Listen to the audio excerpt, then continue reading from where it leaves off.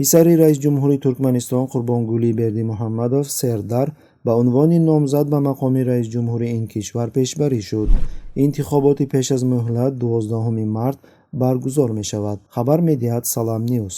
ҳоло Сердар Бердимуҳаммадов мақоми муовини нахуствазирро бар ӯҳда дорад. рӯзи 14 феврал дар Туркманистон маъракаи интихоботӣ оғоз шуда, дар ҷараёни он пешбарӣ, сабти ном ва мулоқоти онҳо бо интихобкунандагон сурат мегирад. Қурбонгулӣ Бердимуҳаммадов аз моҳи феврали соли 2007 раис ҷумҳур аст ва ҳамзамон раҳбарии шӯрои вазиронро бар ӯҳда дорад.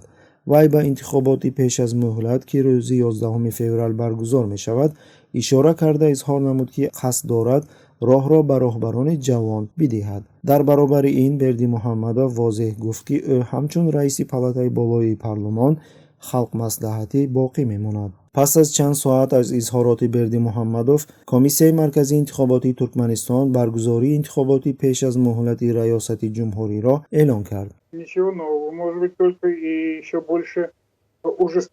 сиёсатшинос Аркадий Дубнов дар суҳбат бо РБК тахмин кард, ки дар сурати интихоб шудани писари Бердимуҳаммадов сиёсати боз ҳам сахттарро аз падараш пеш мебарад. Сердар як одами бениҳоят сахтгир аст. ҳатто аз дарки оддии зиндагии заминӣ аз падараш дуртар мебошад. ӯ тобеонашро ба даҳшат меорад ва барои ин аллакай далелҳои зиёде мавҷуданд. ӯ амудии қудратро ба таври боз ҳам ғайриинсонӣ тақвият хоҳад дод, мегӯяд коршинос. ёдрас мекунем, ки Бердимуҳаммадови 40-сола дар режими Қурбонгулӣ дар вазифаҳои мухталифи баланд кор кард ва ба ин васила қаблан барои нишастан дар курсии падараш пас аз рафтани ӯ омодагӣ гирифт. масъалае ки вориси он мешавад кайҳо дар Туркманистон ҳал шуда буд.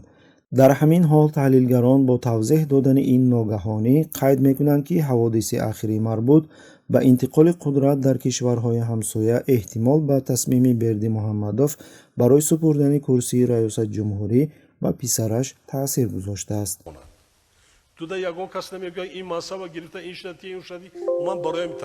қобили зикр аст, ки раис ҷумҳури Тоҷикистон Раҳмон низ чанд сол боз ба ин тариқ барои интиқоли қудрат ба писараш Рустам омодагӣ мебинад, ки дар ҳоли ҳозир раиси пойтахт ва раиси парлумони Тоҷикистонро бар ӯҳда дорад. ҳоло сухан ба раиси шаҳри Душанбе.